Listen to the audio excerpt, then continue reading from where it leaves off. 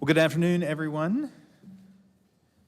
I'm Andy Barnett, the chair of the Housing Recovery Board, and I'd like to welcome you all to our February 4th, 2026 hybrid meeting. All board members and staff are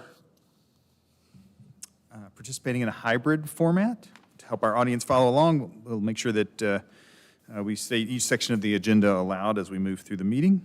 We're streaming live on our virtual engagement hub, which is accessible through the virtual engagement hub link on the front page of the city website. We also have an option for the public to listen live by phone. For those of you out there today checking in with us, welcome. Hey, Rebecca.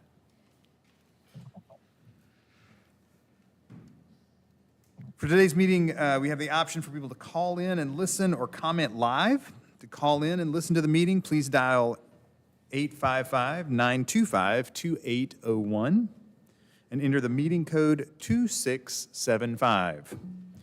Your phone will be muted and you will hear the meeting live. At this point, if you would like to sign up to speak, you will need to push *3 to enter the speaker queue. Before we get started with our roll call, I'd like to take a minute to remind everyone why we are here. The City of Asheville Helene Recovery Boards were established to support City Council's vision of a recovery that is rooted in resilience, rises in unity, repairs with care, and is ready for tomorrow. The four boards represent City Council's priority areas of economy, housing, infrastructure, environment, and people. Through collaboration, expertise, and insight, each of the four boards will provide critical input on City Council policy recommendations while also extending the City of Asheville's communication through board member networks. I will now introduce all the committee members and staff. For members who are participating remotely, please make sure to mute your microphone if you are not speaking and unmute your microphone when you would like to speak. Board members and staff, as I call your name, please say a quick hello. Starting with our Vice Chair, Josh Rudow. Hello. Robin Raines. Hello. Elise Martyr. Hello. Reb Heislip. Hello. David Bartholomew. Good afternoon, everyone. Matt Allen. Hello. Brian Methvin, if you're on the line. Hello. Hey. I'm here. Brian. There you are, Brian. Lucas Ray. Hello. Rebecca Chaplin. Hello. Yvette Jives. Hello. And then we have city staff in the room as well. Nikki Reed. Good morning. Janice Ashley. Good afternoon. Oh, is it? Megan Owens. Logan Smith. Hello.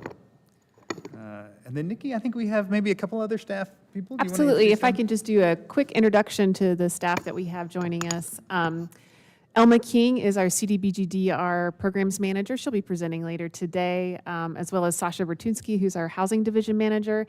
And the new staff that we have on our DR team is Amber Stapleton, and she's joining us as the CDBG-DR Housing Programs Lead. So she just started last month, so we're happy to have her join the City of Asheville team. And of course, welcome to our citizens as well that have joined us in the room today. Thanks, Andy. Yeah. Well, welcome.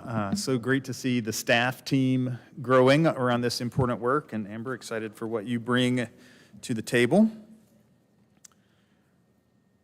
We are going to jump right into approving the minutes for the December meeting and giving me a chance to say all of your names again. This time when I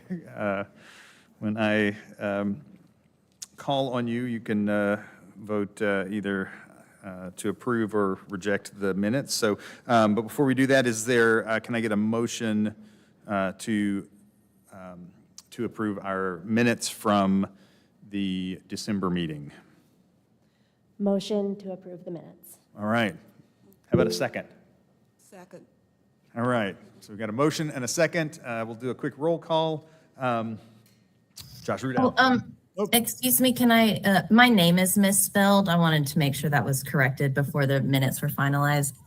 Oh, no, thank you. We'll get that cleaned up. Sorry about Thank that, you. Elise. Any other comments before we vote or corrections that need to happen in the minutes? Okay. So here we go with the roll call. Josh Rudow.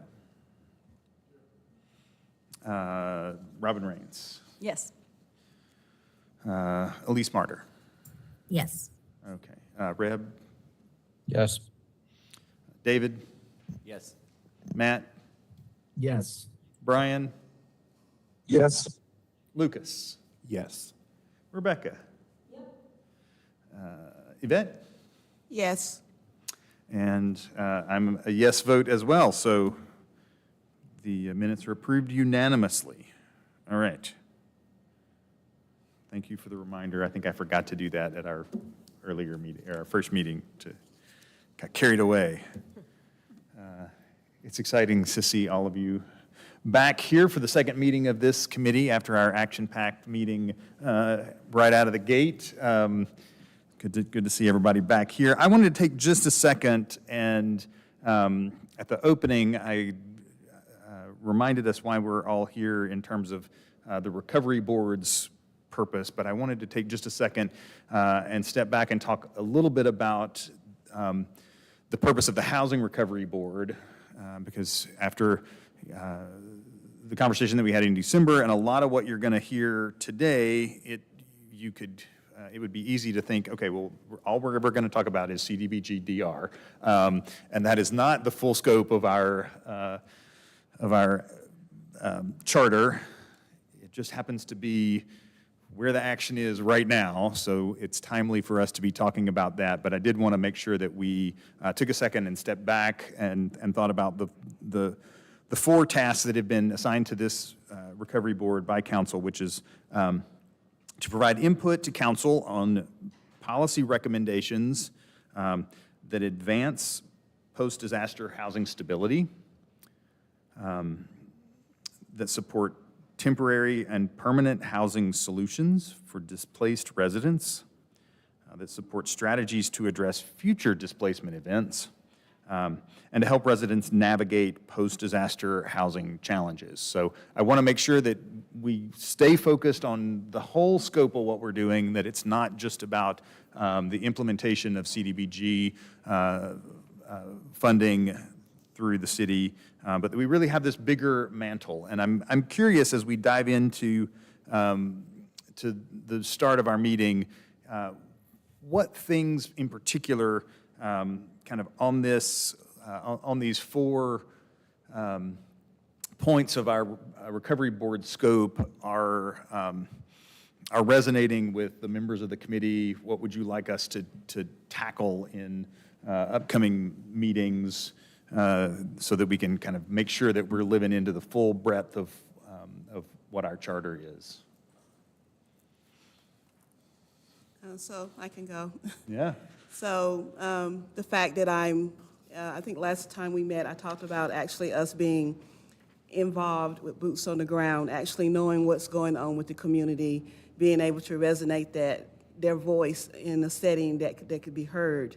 I think it's very important that when we have organizations or programs that are tasked with the responsibility of saying, you know, we're helping residents be able to navigate applications, be able to speak in the language that they can understand, support them because they went through trauma and still are dealing with trauma, to be able to help them get past that in order to bridge them to resources that can help them, not that it just be something that's just being said or posted.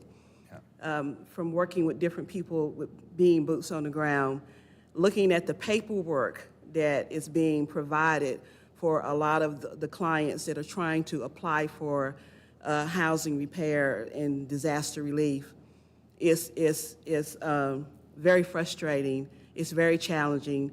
It's challenging. It was challenging. It's challenging for me. It's challenging for them. The most important thing I feel like that is missing, even though we have these different programs that are being deemed as being the ones that are holding the money and the funding they have no idea what's actually going on with the community, so they have no connection to the community. I see this a lot in the legacy neighborhood communities. I see it in the black and brown communities. And this is and the lack of being able to communicate with people that are assigned that supposedly on their cases and help them through the resources that the application process is so challenging. And it's so challenging and overwhelming that it can become frustrating. So I think it's very important that this board is aware of the application process that's going on right now, that we're aware that there's no real connection for the people in the community to these different programs that are saying that they're helping them. There's no really direct to the people, the community, by having organizations or boots on the ground people that can help facilitate what they need. You know, the forms are I will give you an example. People they don't have regular jobs, some of these people don't, because they've lost their jobs. So they have jobs that they're getting paid directly. And so helping these people be able to, number one, having the staff trained to be able to do the assessment is essential. When you can't do the assessment and talk to people and ask the most relevant question, and you rely on the checklist that you send them, it's just not going to do it. But to actually give a person that's getting paid as a handyman cash and tell them they have to use a profit and sharing form to show their income is ridiculous. And this is not something I heard, it's something that I've actually witnessed. And actually brought a copy of the profit and sharing form that was being provided to these families to actually go through. And luckily, I'm acquainted with and have access to volunteers that help people, physical legal services, different people that have different issues, that different accountants that can actually look at that and help them with, I don't even know how to estimate my taxes. But they're telling these people that they have to estimate their taxes on this form. And then when you send it back, they're saying, well, this is incorrect. So this is another form that you have to fill out, but you still have to estimate your taxes. So we actually have created a barrier for these families to be able to be successful in applying for assistance. You know, there are 5 families that I know of that have, and I am so going to be monitoring them to see who gets rejected, because they tried their best to supply all this information, this checklist that was given to them. There was no follow-up calls. They tried to make follow-up calls. I tried to help them make follow-up calls. I actually had to call the 88 number to get someone to respond to them to help them. So there's a big disconnect, and I think this board is in a position to make a difference.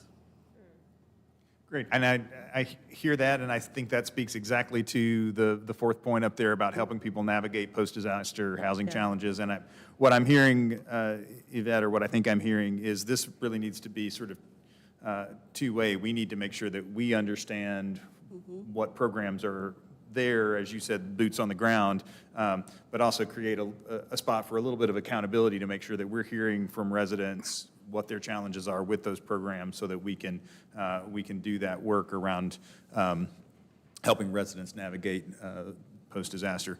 Yes. Thank you. You're welcome. Thank you. And thank you for the work that you're doing in your community. What else? I've got some to add. Okay.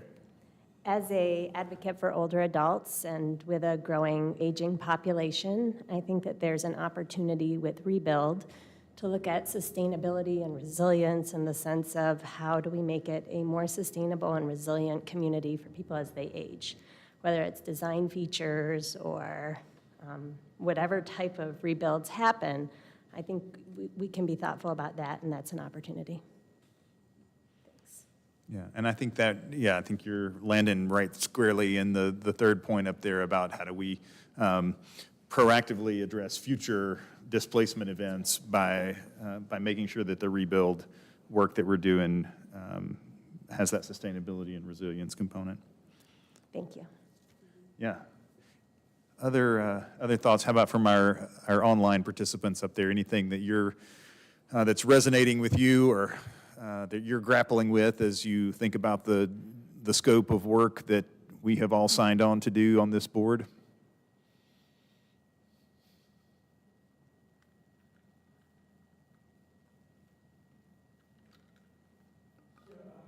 I think one of the things that is definitely helpful is for us to really understand that there is limited funding for all of this. And how do we really daylight and understand, we have certain amounts of money from CDBG-DR, from the state, from the city, and how do we kind of help create a robust discussion about, are we focusing on MFI, are we focusing on the ease of repair, like overall cost of repair? When the conversations I've had, there are just so many complicated funding sources, and really having that robust discussion here is, how are we going to use city funds? Is it through Archer?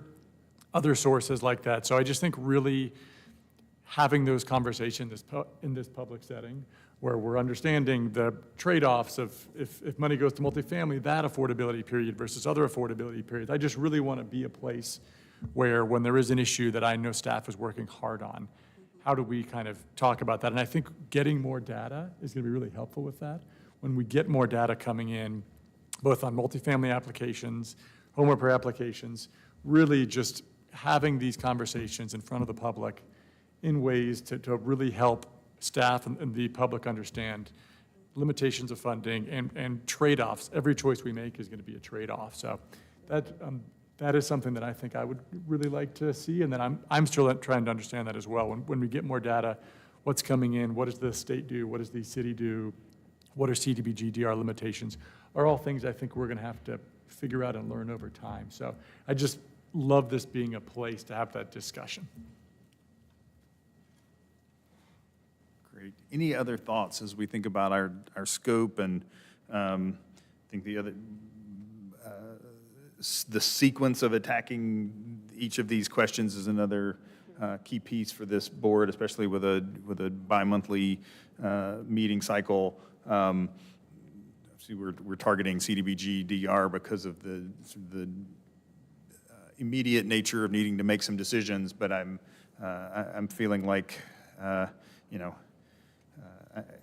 hearing all of these concerns that y'all have raised and thinking, okay, we need to do all of this at our, April meeting, and April's probably too late to do some of these things and really do them well, and, we also, don't want that meeting to last 4 days long. So we don't have to dig into this right now, but I'd love thoughts from this committee on, how we think about approaching each of these different things, recognizing the urgency of the need that many of our community members are still dealing with.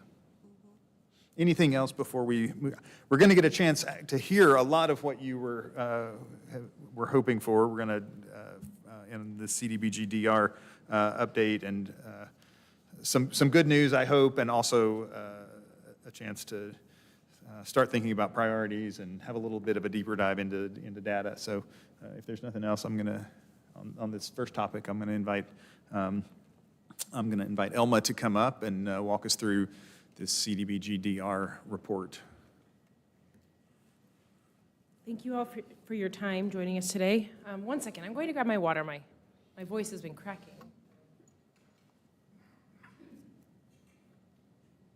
My insurance policy here. Thank you for your time this afternoon. I also thought it was morning. What is time? Thank you so much for your time today. I know that many of you probably had to navigate a few hurdles to get here today, particularly with the weather. We're going to be talking a little bit about the housing updates available under the Community Development Block Grant Disaster Recovery Program. I'll refer to it as CDBG-DR moving forward. So you all may remember that in December, staff strongly considered an amendment to reallocate $17 million of funds from the multifamily program under the CDBG-DR program to the single-family program for a total single-family program of $20 million. Feedback from this Housing Recovery Board and from HCD, the Housing and Community Development Committee, led us to reassess and pursue these 4 actions in order to get more data to inform decisions. The 4 actions that we are pursuing, I'll get into the details of that in this presentation. Firstly, to assess the multifamily pipeline, the first notice of funding opportunity for the CDBG-DR Affordable Multifamily Housing Construction Program was released on the 21st of January for $10 million. Second, the city is amending a contract with the Archer Coalition for an additional $715,000 in city bond funds to perform storm-related home repair in Asheville. Third, we activated the $3 million in CDBG-DR funds for RenewNC single-family home repair and reconstruction program, which includes a data sharing component to inform prioritization as well as decisions around the CDBG-DR housing portfolio. And finally, the Unmet needs assessment informed initial allocations in our action plan, and staff will share some details from the action plan about this data. So as you can see, we are attempting to make data-informed decisions.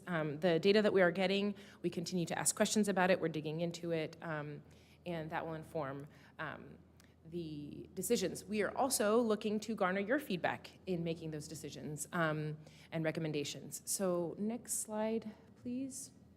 I'll first get into the multifamily construction program and the updates available there. The goal of the multifamily construction program is to provide gap funding for the construction and rehabilitation of affordable housing units. The program manual was published in December. The first notice of funding opportunity was released, as mentioned, on the 21st for an initial $10 million in funding targeting shovel-ready projects. The timeline seeks to align with the upcoming tax credit funding cycle. Next slide, please. Elma, Yes, please. can you help me understand exactly what you mean by gap funding? So there would be, I'm going to explain it in a pretty basic way. First mortgage, then LIHTC, then gap funding. It's the way that, so there's the total construction cost, then there's the money that the banks are willing and able to cover for the program and for the project, then the LIHTC, the low-income housing tax credit piece, and then we come in to cover any remainder, to cover the gap. That would be where CDBG-DR would come in to that deal. CDBG-DR isn't funding any new units completely. We don't have the funding to be able to fund new units completely. We have to use a layering, a funds layering approach. Is that, I'm going to turn to Nikki to validate or correct me.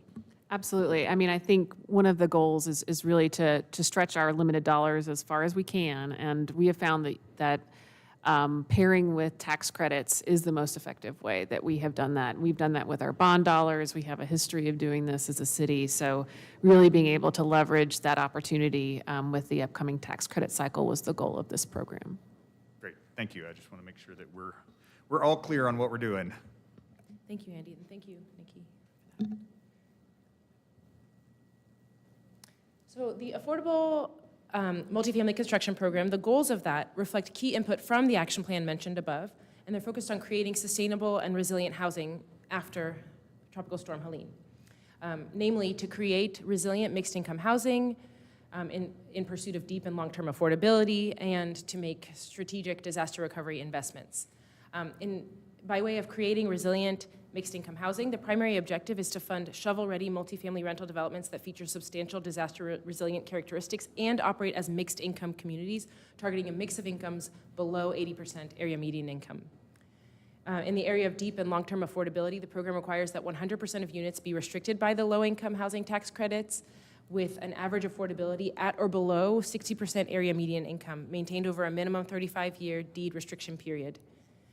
And finally, strategic disaster recovery investment. By allocating $10 million in CDBG-DR funds, the program aims to address the urgent housing needs within Asheville city limits and incorporate mitigation components to protect against future disaster events. Next slide, please. Here you'll see the tentative timeline for our program. As mentioned, the manual was published in December. We shared some information with this group also in December, and then with HCD in January. The NOFO was released in January, and we are expecting responses by February 25th. And we hope to proceed with recommendations to council in April. Elma, Yes. does that mean that we could possibly see the applications at our next meeting? Would that timeline work? The next one, February, April early April, I 1st. believe. And we're working on that, because Okay. yes, April would be when the next Housing Recovery Board would meet. And so, but we're still refining that, because really we're wanting to make that tax credit cycle. But presumably you would hear the update at your next meeting, absolutely. Okay, great, thank you. Will this board be weighing in on individual projects, or will you just be presenting that slate of projects that you intend to recommend to HCD as, as an FYI? I'm just trying to figure out, I mean, I don't have an opinion one way or the other, just want to know what our roles are. And we're still working to refine that as well, because we're modeling it on really how we worked with the Economic Recovery Board, but also acknowledging that in our Housing Trust Fund, we normally have those decisions really made on the HCD level. So I'll just share that so again, more to come, but what happened with the Economic Recovery Board is that we asked for this committee's support in staff's recommendations. So staff had a strong recommendation going in, but really wanted to ensure the support from this body as we took it forward. And again, we'll just fine tune that as we get closer to that date. So forgive the work in progress, but that's where we are now. Yeah, totally understand. We're all, flying the plane while we're still ordering parts for it. But is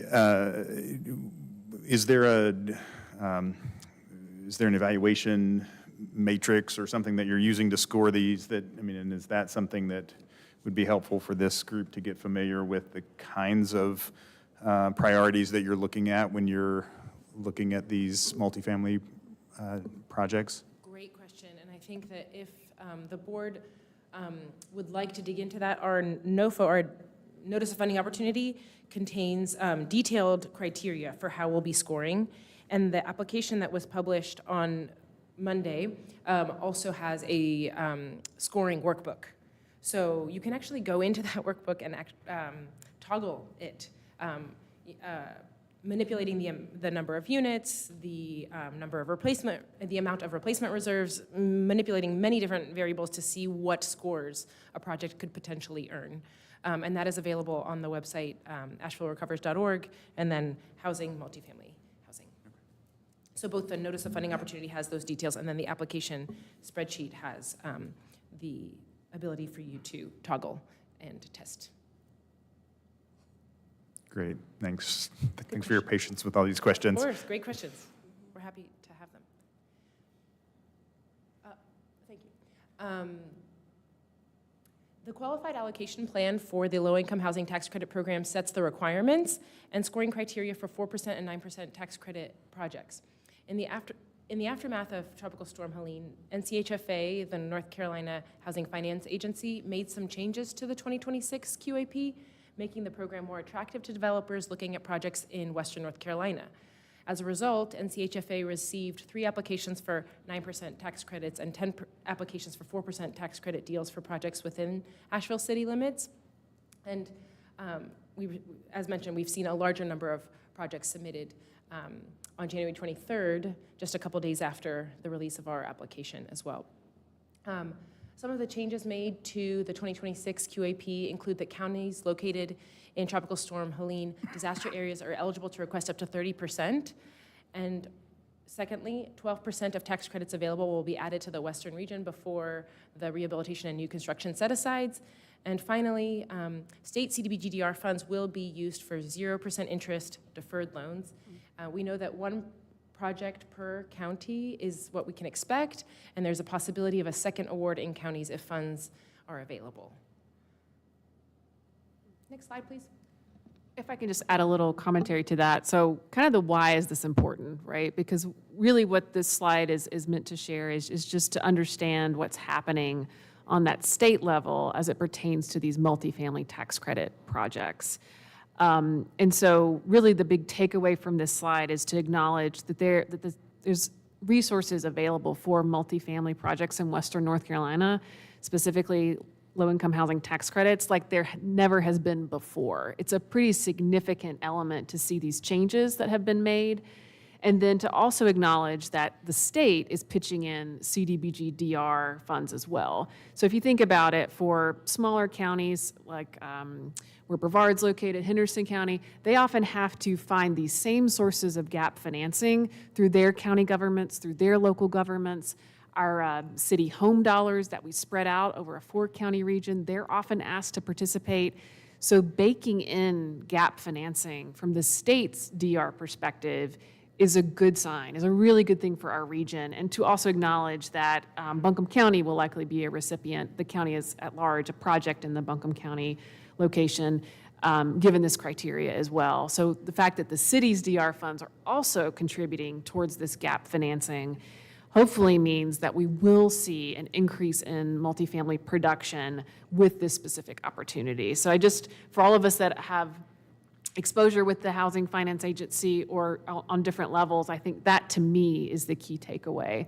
And Sasha's with us today too, so if there's anyone that really wants to drill into more takeaways, Sasha's our subject matter expert as well, just on that. So wanted to throw that in there. Yeah, well, and I feel like I remember from our December meeting that, there were several organizations locally who provided comment to the state around the qualified allocation plan, encouraging them to be more flexible around or to prioritize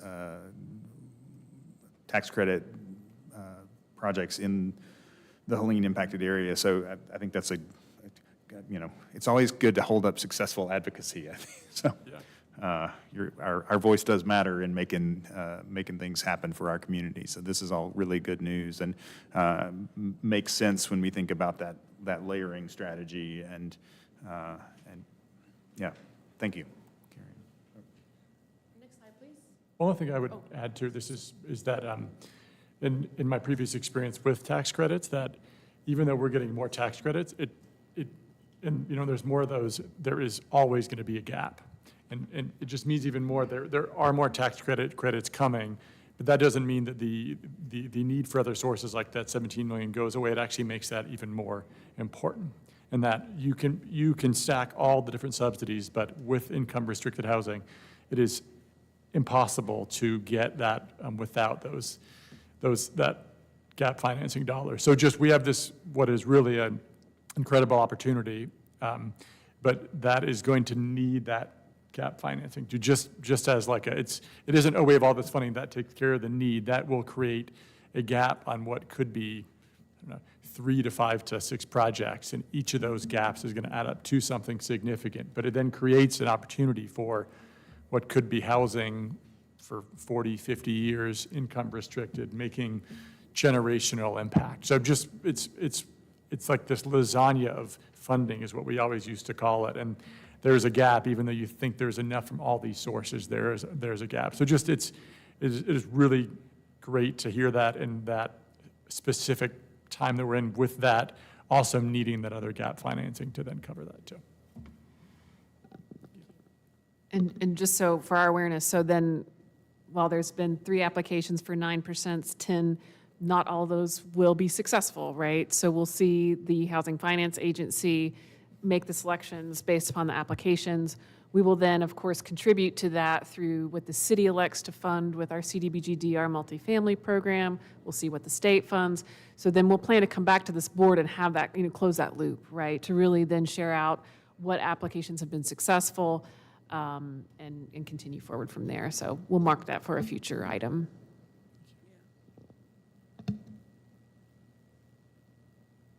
Thank you all. Megan, next slide, please. Expanding the partnership with Archer. So the next element in our key takeaway slide was that the city's decided to expand the partnership with the Archer Coalition. Next slide, please. The Asheville Regional Coalition for Home Repair. It is a collaborative of organizations that provides home repairs and modifications to residents in Buncombe and Madison County.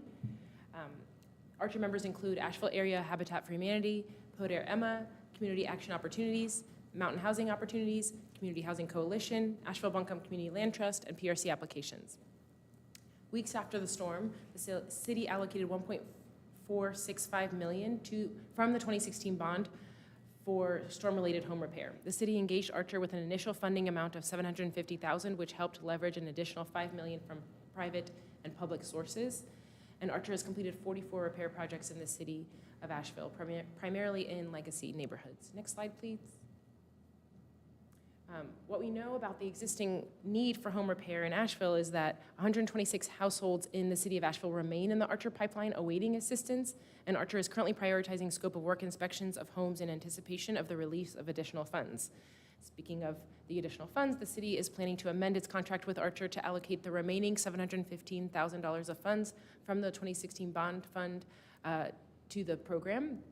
Council's original approval for this funding authorized the full expenditure amount, so no further action is required to proceed. Next slide, please. So I have a question. Please. So in your previous slide, you were saying that a lot of funds had been, home repairs had been done through legacy neighborhoods. What data do you have to support that? I would like to know. Okay. I can get back to you with that. Okay, I would like to have that data. Great. Okay. Okay. Thank you. And I do think, tell me if I'm wrong, but I think at the upcoming Affordable Housing Advisory Committee, Archer will be giving a presentation as well. So we'll certainly follow up on that question specifically, but then hopefully there'll be a deep dive with the Affordable Housing Advisory Committee as well. Okay. Great. Specifics with the numbers. Thank you. Now we'll get into the housing unmet needs assessment. Next slide, please. So hopefully by talking through the Archer Coalition, that demonstrates one key piece of this, which is that CDBG-DR funds are just one part of the recovery landscape, and we must work in concert with other recovery resources. The CDBG-DR action plan estimated the city's unmet needs and described how the city intended to use the funding to address those unmet needs. I think it's important to share that the unmet needs assessment data informed those allocations, and the provisional unmet need amounted to a total of $1.18 billion. Of that, you can see the pie chart on the left that demonstrates how that broke down by program area. So about 77% of that need was in the infrastructure category, about 21% of that need in the economic revitalization category, and about 3% of that need, 2.8% of that need in the housing category. This is the best available data as of February 2025. The funding allocation was informed by this, and you can see on the right that our $225 million CDBG-DR allocation was broken down according to the pie chart on the right. So the allocation was divided into 60% infrastructure, 25% economic revitalization, and 15% housing. So one note that we want to make here is that the housing need represented 2.8% of the overall needs of that $1.18 billion, and then the city elected to fund the housing program with 15% of its grant, which met about 93% of the identified housing needs. So the need identified was $33.4 million, and the allocation from the $225 million was $31 million for the housing need. Next slide, please. The FEMA Individual Assistance Program is the primary basis for establishing housing unmet recovery needs for CDBG-DR grantees. The methodology to calculate is prescribed by HUD on determining physical losses, and then remaining needs after immediate recovery resources are exhausted, specifically real property damage.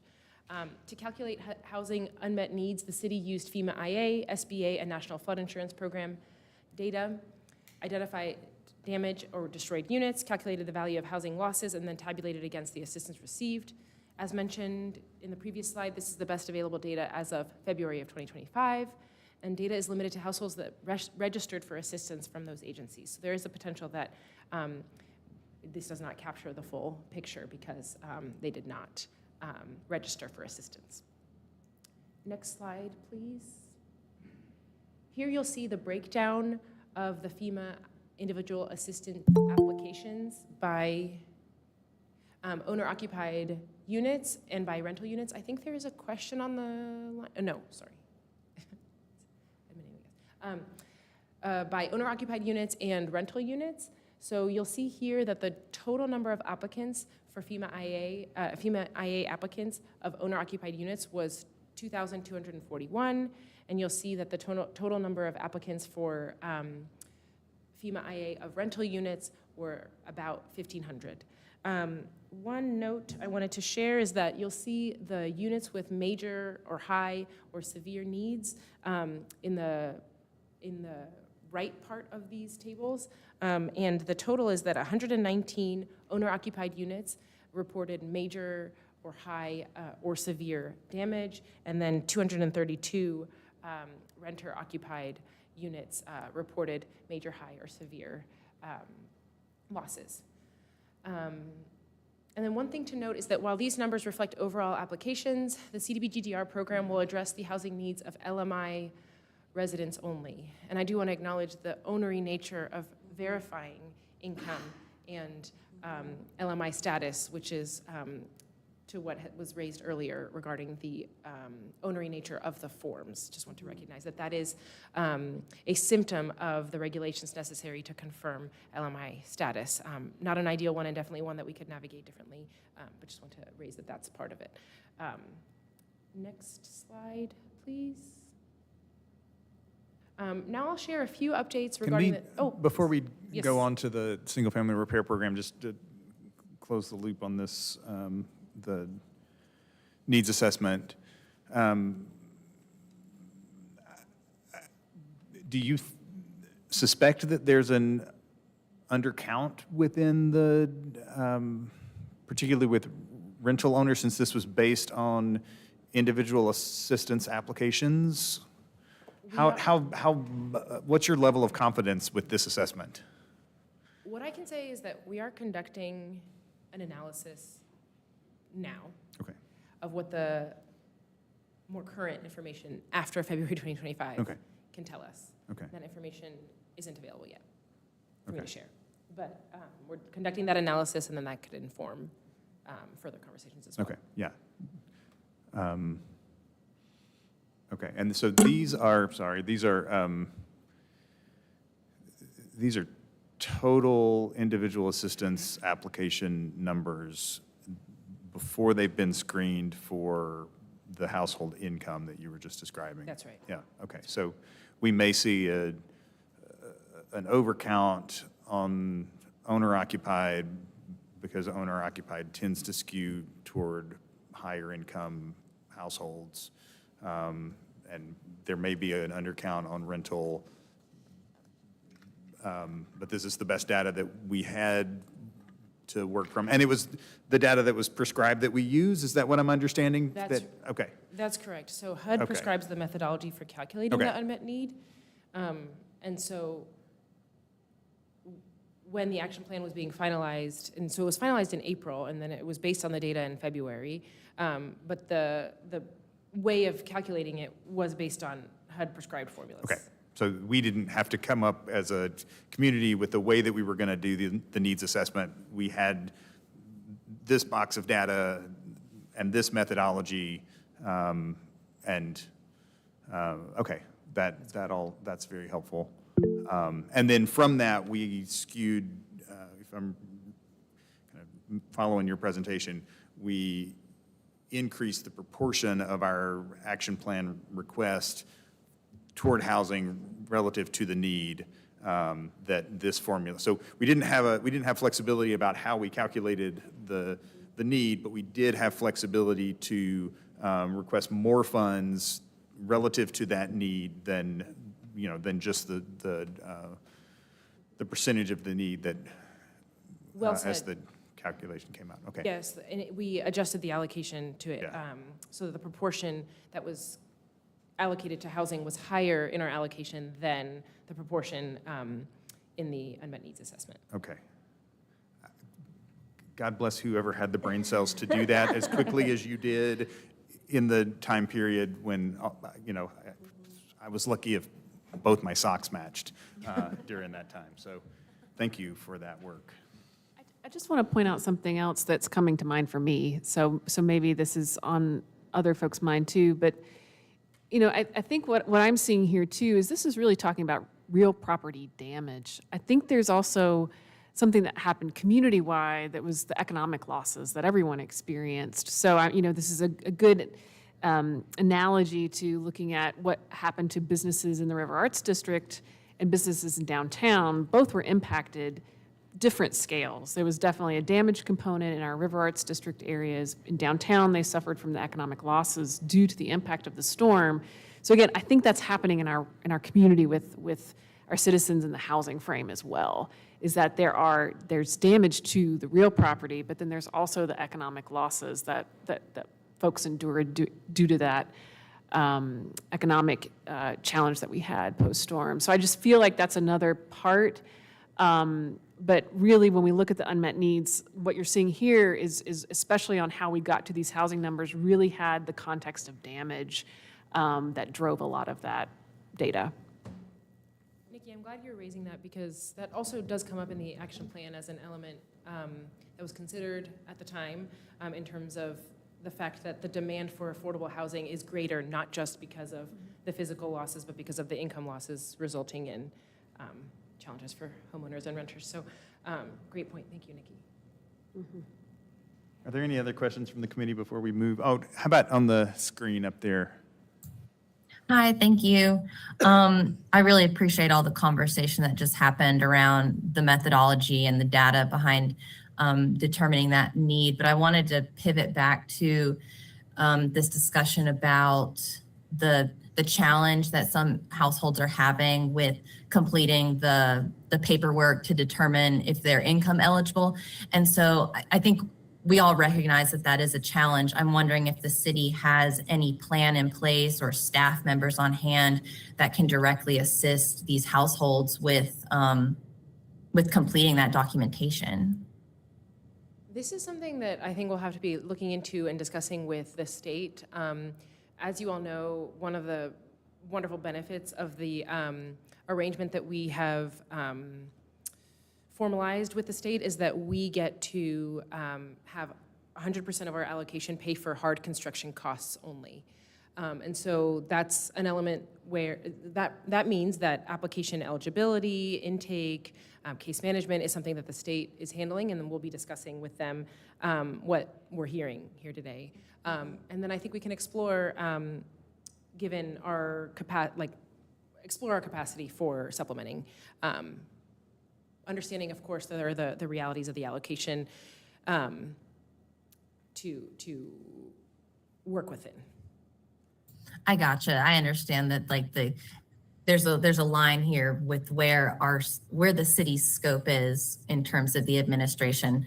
I guess I really would hate to see families lose out an opportunity for this sorely needed funding because of red tape issues. So I hope the city can work with the state to encourage the state to provide those resources to households so that they can access the funds. It's a very helpful, from both members who spoke. It's an extremely helpful piece of feedback that we'll be discussing. And I do want to also share that the relationship with the state has been a very positive one. And they've been receiving feedback from us, from other members of across the state. And so, and as you'll see in the upcoming slides, have been extremely responsive to that. So I'm encouraged, and I'm glad we're hearing this, and it'll inform some of the conversations that we have about how we need to engage with the potential applicants. Yeah, that's really good to hear you say that you have a good relationship. You know, the state, you have that good relationship. What again, I reiterate, what's missing is the actual connection to the community.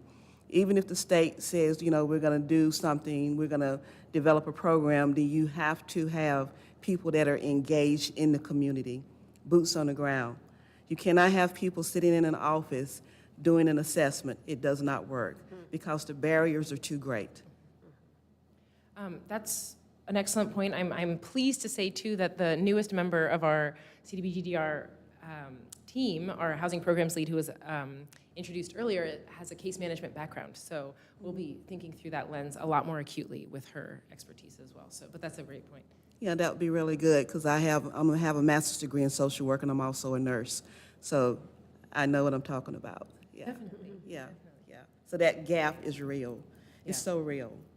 Yeah, and that's why a lot of successful stories aren't coming forward, because that gap is so real. People cannot fill out those applications, and the one they're being asked to fill out, the paperwork that they're being given No one can fill it out. When you have to actually depend on an accountant to help you fill out a profit and loss sharing form to show your income because you're paid in cash, does that make sense? No, it does not. So therefore, there's frustration, there's overwhelmment, and when they try to submit that, if it's submitted wrong, it gets kicked back to them again and again and again. So therefore, they say, you know what, I'm not gonna get approved because I can't do this paperwork. And there's no one on the line or in the office that is willing to say, you know what, let's look for something different. Because there's different paperwork. I've helped a lot of different families from an organization in Charlotte. They had the most simple paperwork for clients to fill out saying, this is the income that I've got, this is what I'm receiving, this is what I certify that I'm telling the truth. But when I'm making phone calls to different organizations and they're telling me, no, we won't accept that, then we really need to come together and see how we can support these families. Definitely, definitely. I'm hearing very clearly about these impediments, and I take it to heart. Yeah. On a personal note, as a daughter with immigrants whose paperwork I fill out, Yeah. I can imagine, Yeah. how Yeah. challenging this is. Yeah. So I'm taking this to heart, and we'll be Okay. taking that forward in our All right. conversations. Thank you. Thank you. And I want to offer up too, like, I think when we were wanting to provide the additional funding to Archer, that was the other part of my thinking is like, granted, we're dealing with federal funds here, so there are going to be certain things that are necessary to meet those federal check marks. We do have these bond funds that are set up with the Archer group that could provide another pathway for these families. So that's what I want to learn more about some of the precise issues that are occurring, because this might help us to prioritize what lane is appropriate for if families are not a fit for the state program, like could they be a fit for Archer? And how do we think through that in a proactive manner? So I've made notes here to follow up, so we'll connect more on that. But this is exactly the kind of conversation that we want to have today. And so I'm glad we're kind of prompting it with this feedback. So thank you. All right. Any other? Thank you. So the last segment of my presentation is regarding the RenewNC, the updates from the RenewNC program, and then we'll get into discussion areas. One piece of feedback that we heard was around the rehabilitation threshold. So as you may recall, the RenewNC original caps per property were $50,000 for rehabilitation and $375,000 for reconstruction. This was discussed at the December meeting, right after the reconstruction threshold changed from 375 to 450. Folks on this board raised concerns regarding the rehabilitation threshold being too low. Staff shared those same concerns. We understood that could result in more homes being categorized as more costly reconstructions rather than potentially as rehabilitations. So RenewNC, in response to feedback, not just from the city, but in response to feedback, increased the rehabilitation cap from $50,000 to $100,000, with a case-by-case review taking place for properties with repair needs between $75,000 and $100,000. So this is just another, as mentioned, another example of the way in which the state has been very responsive to the feedback that they are hearing, the reasonable feedback that they are hearing about the reasonableness and workability of the policies around RenewNC. We've also heard and have concerns regarding relocation barriers, and the state is working with partners, including the American Red Cross, the Governor's Recovery Office for Western North Carolina, long-term recovery groups, and other state agencies to identify ways of supporting temporary relocation gaps, and this is an ongoing process and conversation. Next slide, please. Here I'm going to share a little bit of the data that we have regarding the application totals. Unfortunately, it's a little bit small for me. I think it's 284 total applications received by the end date of January 31st last week, or Saturday. 284 applications received. Of those, we have 89 in review and 98 that are considered eligible.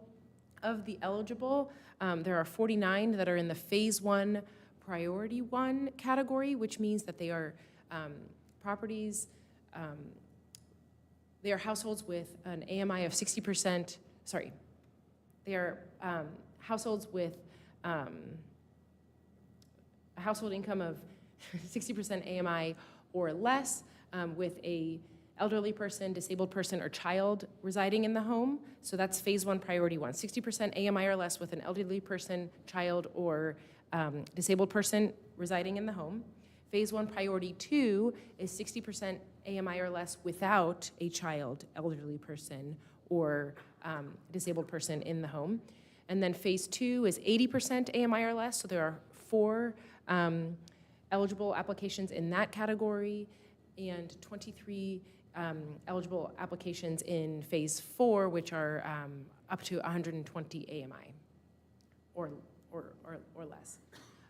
So just want to share that of the 69 applications with a verified eligibility that are Phase 1, so that's the Priority 1 and Priority 2 within Phase 1, so 60% AMI or less households. Of those 69 applications with verified eligibility, NCDOC has completed 52 damage assessments and award type determinations, and that has led to an assessment of 38 reconstructions, 13 rehabilitations, and 1 MHU replacement. Just want to share that estimated costs of repair don't consider things like elevation and mitigation. This is all before a developer is assigned, so we're relying on pretty rough estimates. The estimated cost of repair figures are very preliminary. So instead, we're using some averaging to receive a back of the envelope to get us to a better idea of what this could actually cost. So using a rough estimate of $250,000 on average per home, the 49 Phase 1 Priority 1 applications would cost around $12.25 million. Obviously, that is more than the $3 million that is allocated to the single-family home repair program right now. Additional applications are likely to be eligible, so even though the application period closed on the 31st, there are still those 89 that are in review, and so we are awaiting even further refined data on the cost per property. And then again, as I mentioned, once a developer is assigned, of course, the costs become a little bit more dialed in. Next slide, please. I have a question. Oh, please. So you said, like, I know the window closed January 31st, which is Saturday. So of the 6 applicants that I helped, one of them was done online, and she was actually told to take pictures of the damage within her grandfather's home, which she tried her best to do. So I'm just kind of wondering how you guys come up with these estimates and, you know, based on as of January the 31st, because I think I submitted the last bit of paperwork on one of them, January the 31st. So you have applicants that are elderly, children in the home, 2 displaced families that have been displaced for 2 years, not in their home, trying to get back, trying to go through all kind of resources, trying to get back to their home. So I'm just kind of, I'm really going to be just really watching and asking questions and staying on top, because when these families, or if these families are denied, then I really want, this is what, to me, this board is all about. Why are these families being denied? Why, you know, what was wrong with the paperwork? What was wrong with the applicant? Was, you know, why was this family asked to take pictures of their own property and submit it online?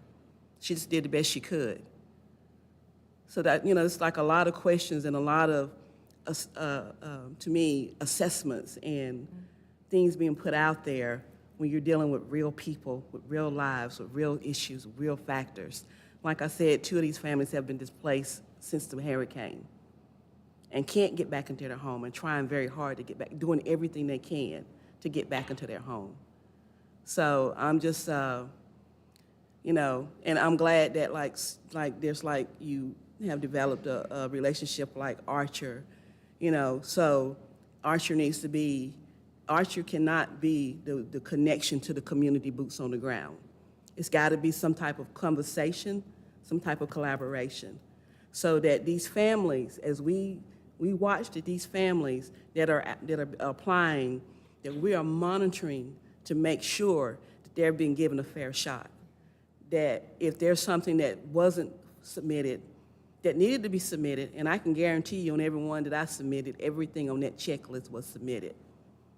Why are they being denied? Why are applicants being told to take pictures of their own property? They can't assess that. They don't know what to submit, so all they can do is take a bunch of pictures and submit it. Will they be denied because of that?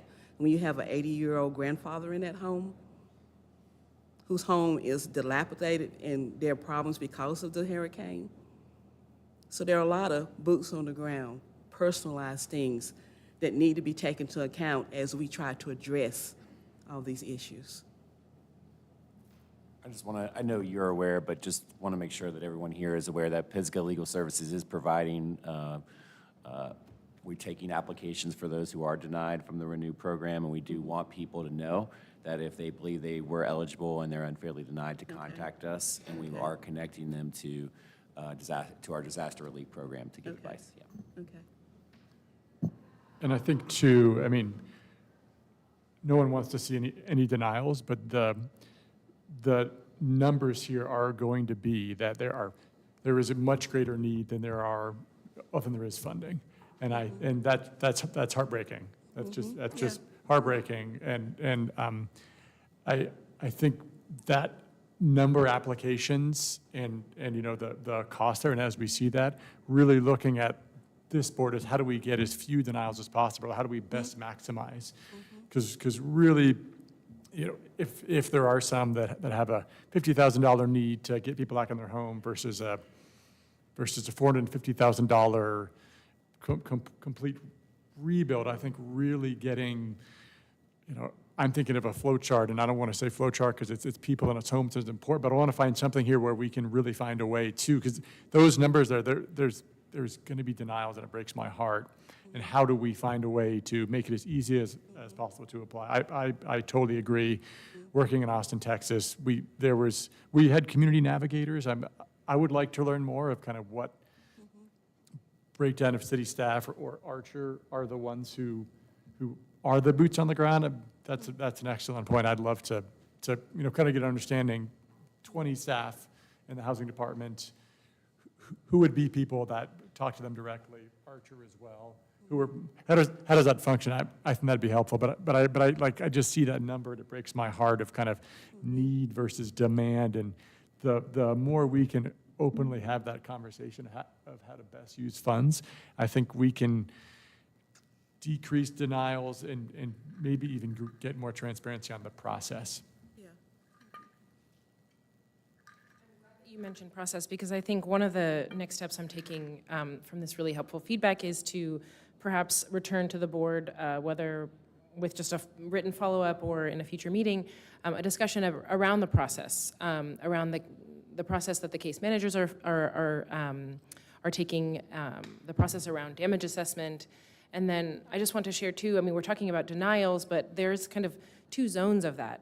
Applications that are considered ineligible is one category, but then once they're in the eligible category, to Joshua's point, we can't address all of the eligible homes. So then how do we possibly make those decisions given that there is a certain amount of funding and it can't cover the full need? So it is like a layered, and I think your point is very tied very much to the eligibility factor, but also to that prioritization conversation. And with that, I think the next slide might be on prioritization. So that's a great segue as well. So as mentioned, the RenewNC application period closed on the 31st.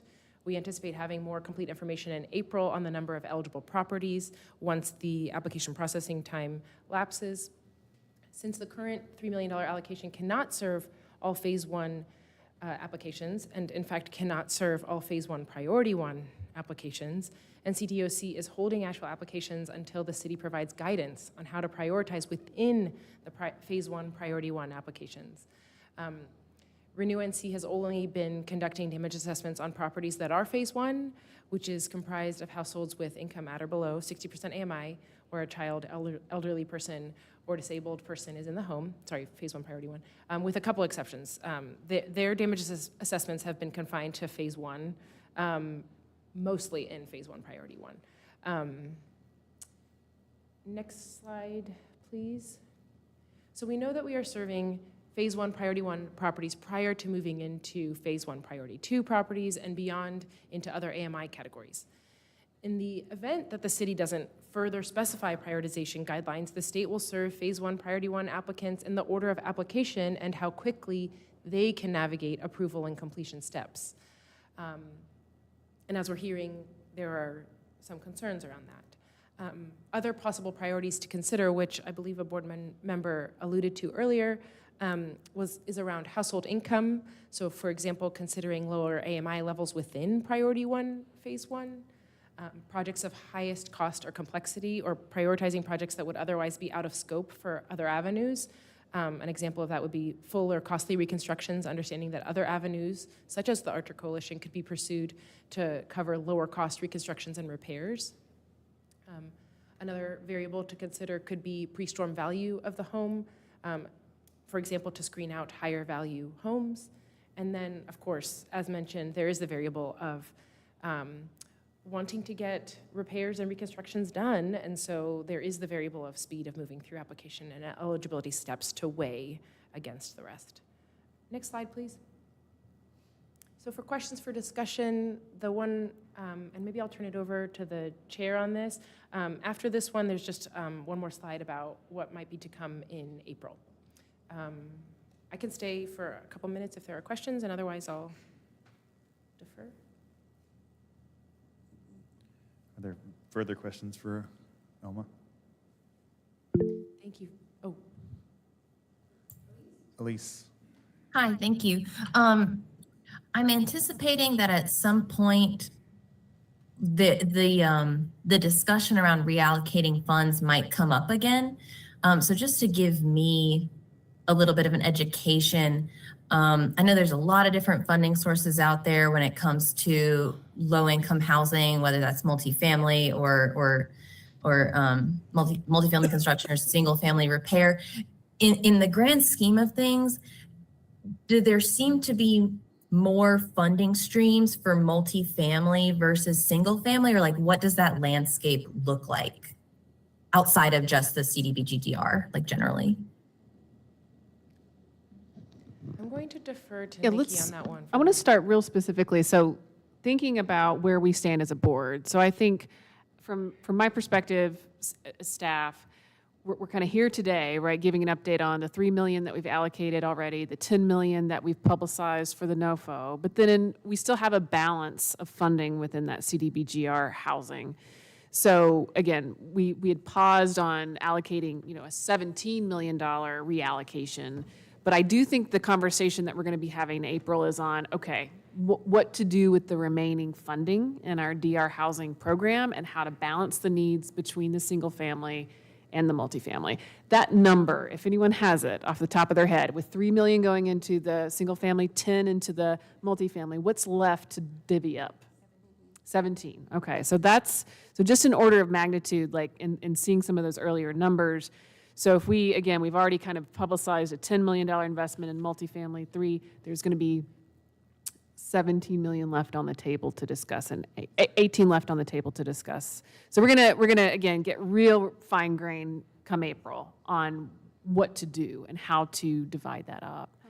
And so then to Elise's point, what you're asking for, and I might skip ahead just for a sec to say we've posed these questions for discussion in April because again staff is seeking this board's input to say, okay, if we need to then further define how we're investing among these two programs, what does staff need to provide to this board to help you make that recommendation? And so Elise, I'm almost wanting to characterize your comment under this question is like, well, what is the landscape of funding both for the single family home repair program and the multifamily program so that we can better understand. So if we can just take that comment, I think I'm gonna couch it under that.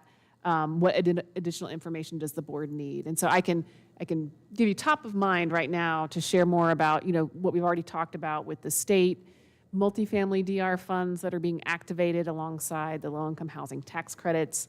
I can bring back what we're doing with our City of Asheville bond dollars that is contributing towards the multifamily landscape. Again, we also painted the picture in this presentation about the single-family dollars that we brought to the table. So again, we can just provide that in a more concise format, because that's what I'm hearing we really need for April. Yes, I would appreciate that. I'm trying to understand if there's hundreds of $1 million out there for multifamily, but very little for single family or vice versa. So I can, just formulate some opinions on where the money is needed most. Thank you. We would be so lucky if there was hundreds of $1 million of money for affordable housing from all the pots of money combined. But that would be a beautiful world. So I'll go back to this slide, because kind of the two asks for the board, So let's talk about prioritization, and let's talk about what more information that we would need when looking at really talking about the remainder of the funding come April. So I'm going to. Josh, you said it was the role, you wanted the role of this board to be in the public eye, hammering out who's gonna. No, I did start that. How we're gonna prioritize. Yeah, I wanted to give other people space as well. I just kind of wanted to get some ideas up on there. But I think of, we've already mentioned some, which is AMI, which is, how do we get people that need it the most? Speed of repair. I hate to not put that into account, where suddenly, it's been 3 years by then, and it's already too late when it was something quick. So, and then also I know, is it going to hit that threshold that we talked about? Is this something that is going to be under that 75 or 100,000 or over that? Because if realistically, if we're picking things that are all full construction, that funding is gone incredibly quickly. And so those are three that I've thought about, but I really want to stop talking and hear from y'all as well. There are other things on there, and maybe we just get them on the board today, but it'd be really good to, I would enjoy hashing that out. Anyone else have anything they want to add to those three there?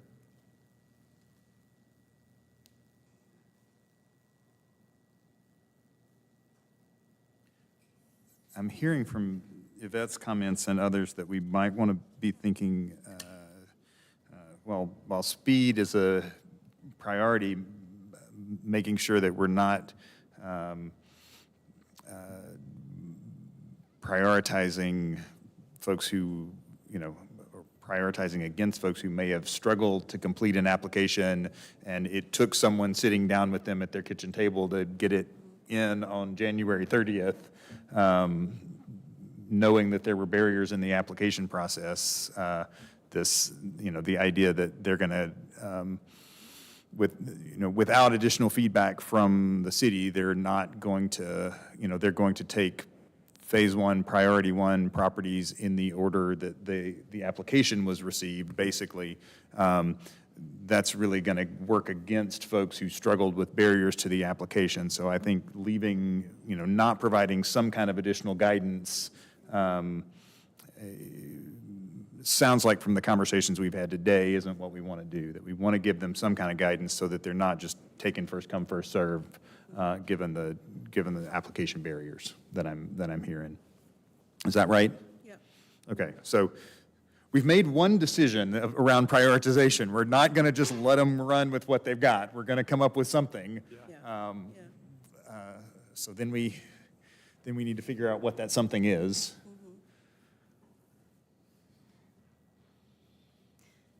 If people are displaced, I don't know how we would do this, but is there a way to analyze their temporary living situation and prioritize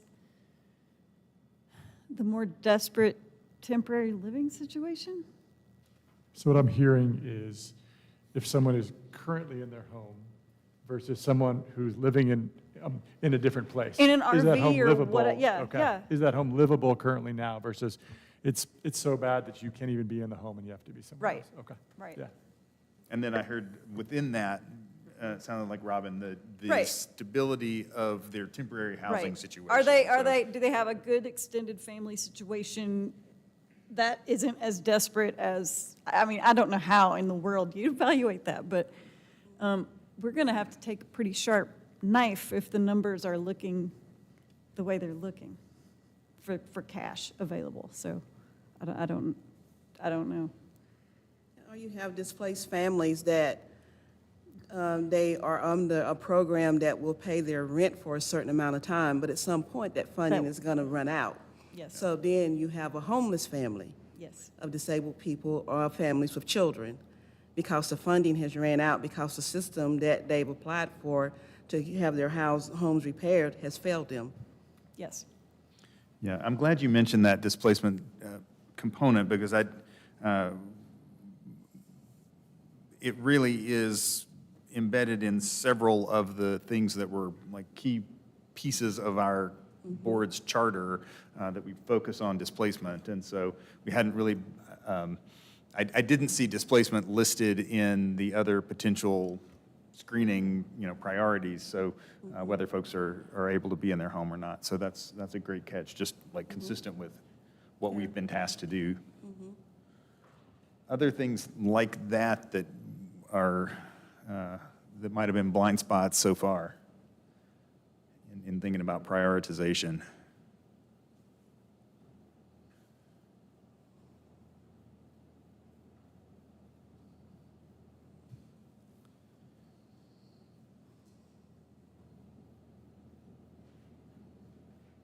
So what I have, again, just to summarize, what's been suggested is, is there a way to target around area median income, so serving lower AMI applicants first. There's a conversation around prioritizing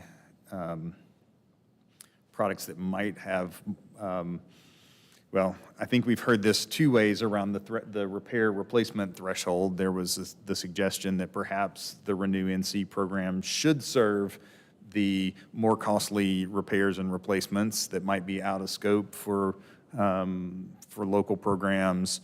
And then I think there's also the suggestion that the opposite might be true, that we prioritize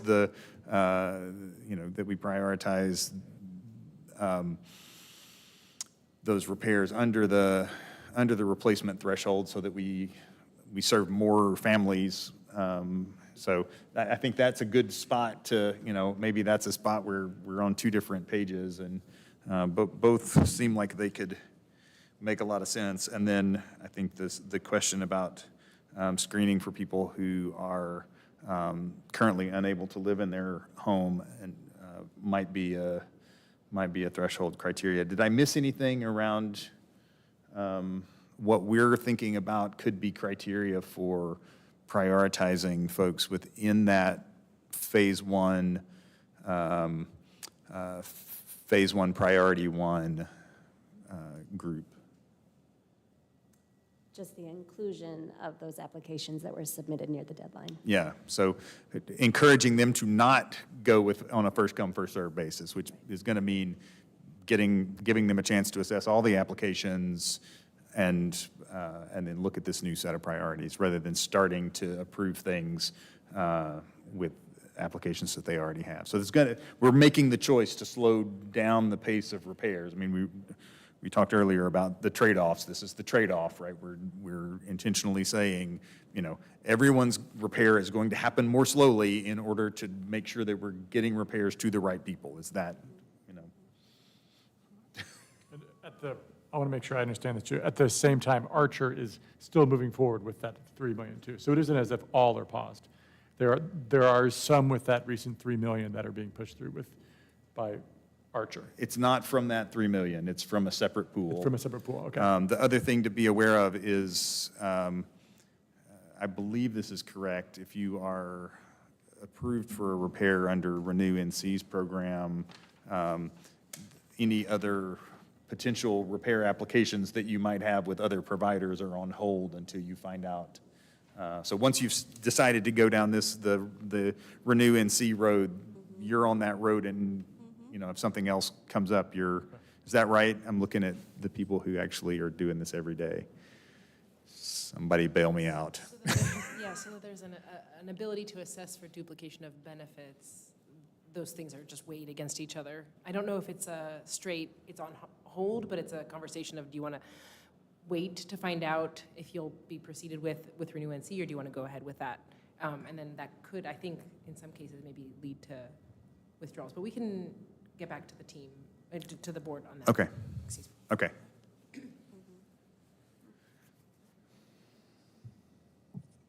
Andy, how does home equity factor into prioritization?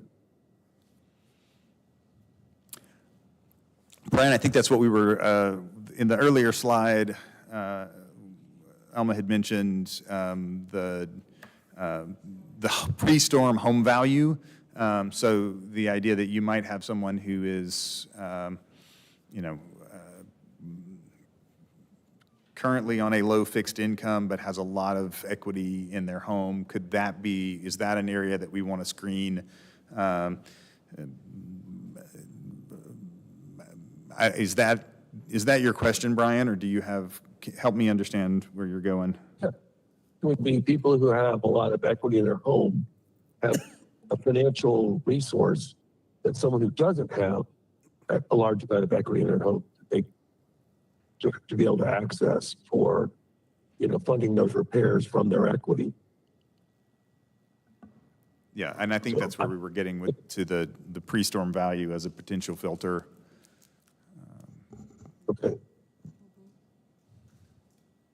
I think there's a lot of assumptions built into that someone might be in a position to access that equity in the form of a home equity line of credit to fund repairs, and again, I don't know whether that would shake out, to use Yvette's term, with people who are actually boots on the ground, whether that's the lived experience of people who are in this situation or not. But it's certainly worth considering. Because again, that's another way to stretch resources if people are able to tap into some of their own ability to borrow against their home equity for repairs.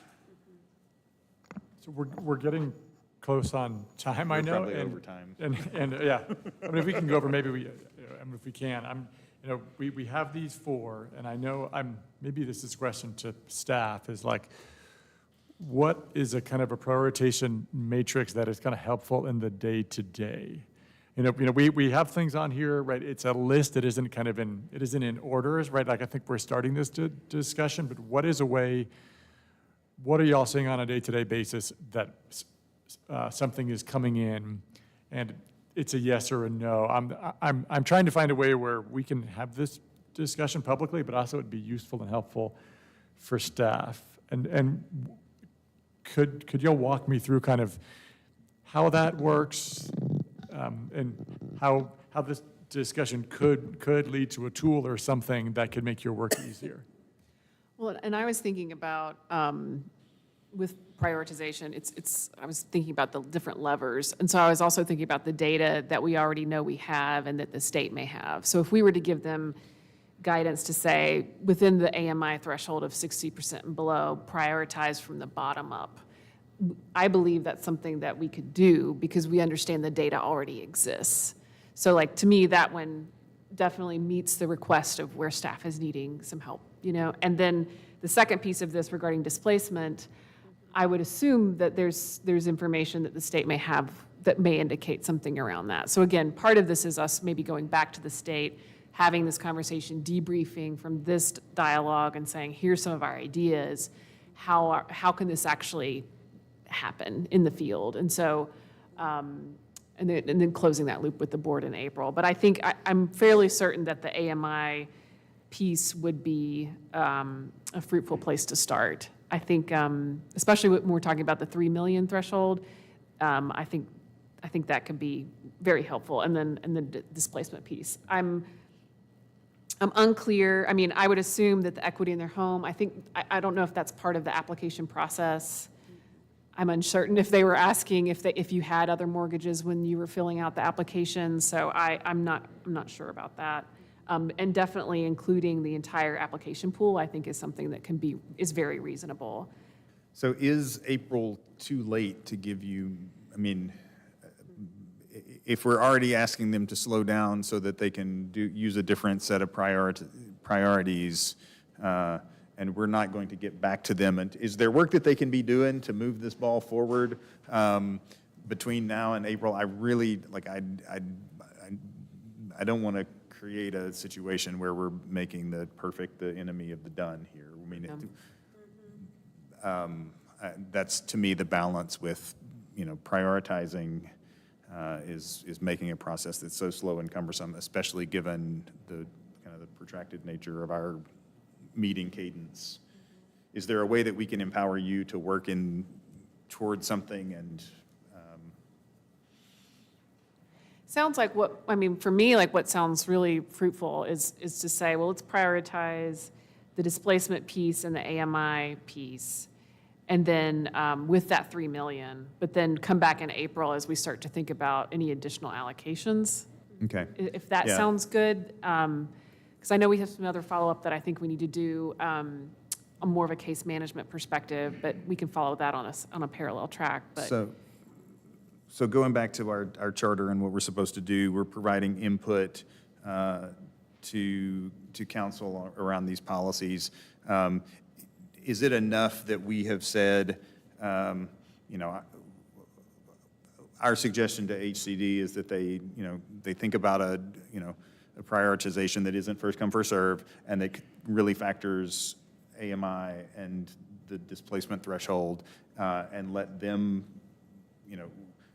let staff craft something and let HCD make the timely decision to keep things moving, rather than us coming back and talking about it again in April and then it going to HCD and, beyond. that sounds great. In fact, that's what I would propose, is that we take this feedback. We have HCD coming up in a couple weeks. So we would then just basically provide this update to HCD with some concurrence from the state that they're in alignment with these top two priorities. And then if HCD feels like they've got enough input to make a decision, then the ball keeps moving and we're not dragging this process out indefinitely. And if they feel like they still want more guidance from us, at that point, it's them choosing to slow it down and not us. Yeah. Yeah, I like that. And I'm guessing, I'm assuming that these are great to start with, but I'm assuming there will be other prioritizations. I'm envisioning there being more of this as we get more data. There being a lot more data on, we could go this way on replacements, on full replacements, or we could go this way on focusing more on ease, or maybe something in the middle of kind of combination of those. I love focusing on these and not slowing it down. And would it be fair to say that there will be more data coming to give us more prioritization and more feedback at a later date?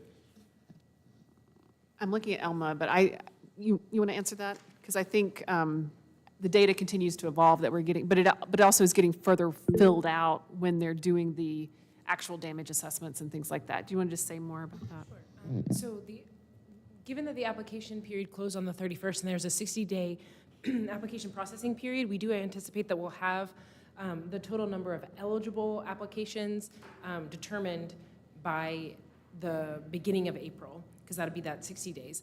In terms of the prioritization piece, I do want to be really transparent that the state is, because homeowners expect that their home will be reconstructed or repaired as soon as the state comes to conduct the damage assessment, and we only currently have $3 million allocated, the state has been conducting those, but prioritizing really those phase one, priority one. So we'll continue to have more information in that category, but not necessarily about the rest. I hope that answers.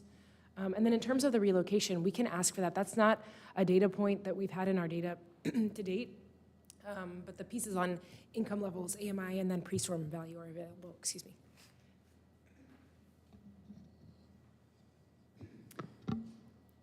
that sound good? The HCD plan and what we've Yeah. heard today? Okay. Yeah, just still trying to navigate what we do on this board, so that was helpful.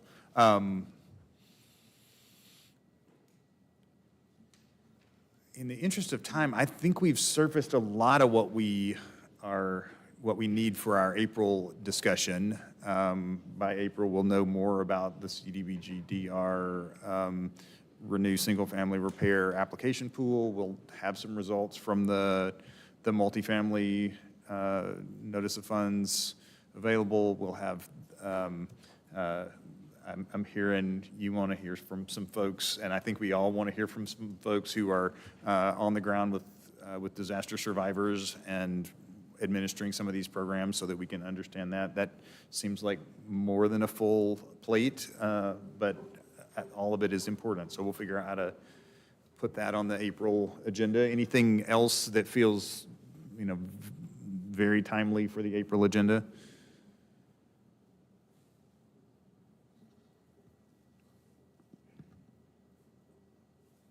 No? I just want to clarify, so what's missing is the people, boots on the ground. That's what's missing? Yep. Okay. Yep. Okay. Yep. And when you, just to make sure that I'm understanding, when you're saying boots on the ground, you are talking about primarily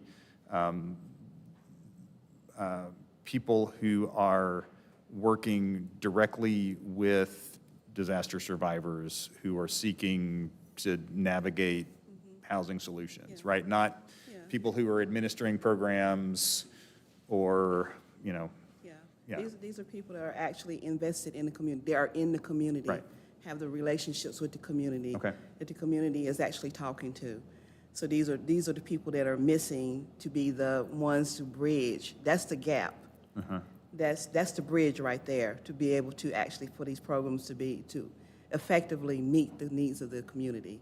Okay. There is no one there to, except for there are programs there, but they're not really recognized by the state, or they're not funded by the state. They're actually, because they're just organizations that have been there, that are community invested, that know what's going on in the community, that go beyond and above and beyond, not only in their community, but all other communities when they see that their need is there.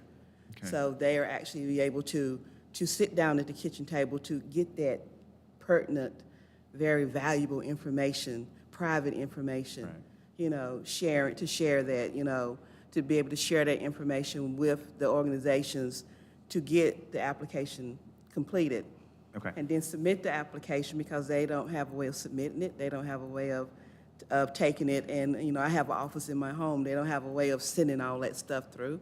But actually getting that stuff sent through, and then having those millions of forms sent back to them that they have to fill out and get notarized. Yeah. Some things have to be notarized. So, yeah, so it's That's- that missing component. That's really helpful. Yeah. And maybe you and I can Okay. talk offline about Okay, who specifically those people are that we need to invite in, so. okay, Okay, wonderful.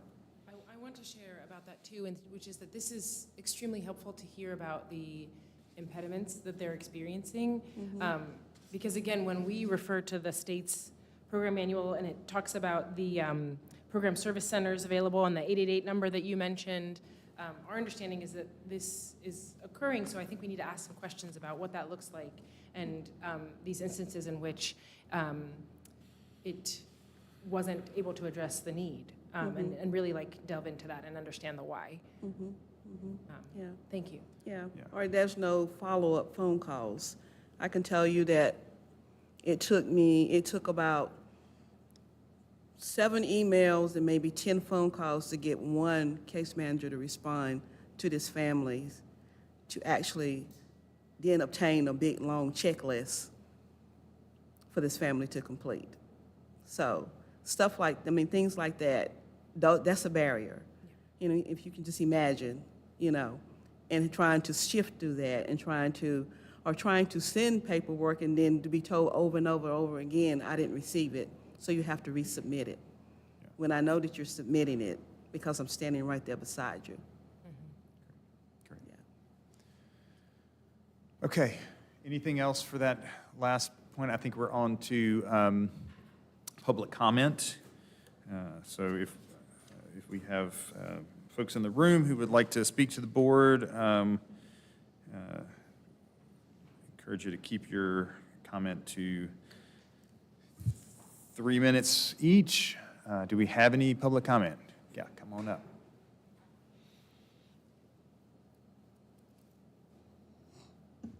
Good Hi, afternoon. I'm David Moritz, and I want to talk about two things. Number one, I think one of the most important things that was said here was your thing, Yvette. sorry, Yvette said, and that is, and I didn't really hear an answer of whether there are resources on the ground to help the community that is having trouble with the applications, and I might have missed it in terms of boots on the ground, people to help.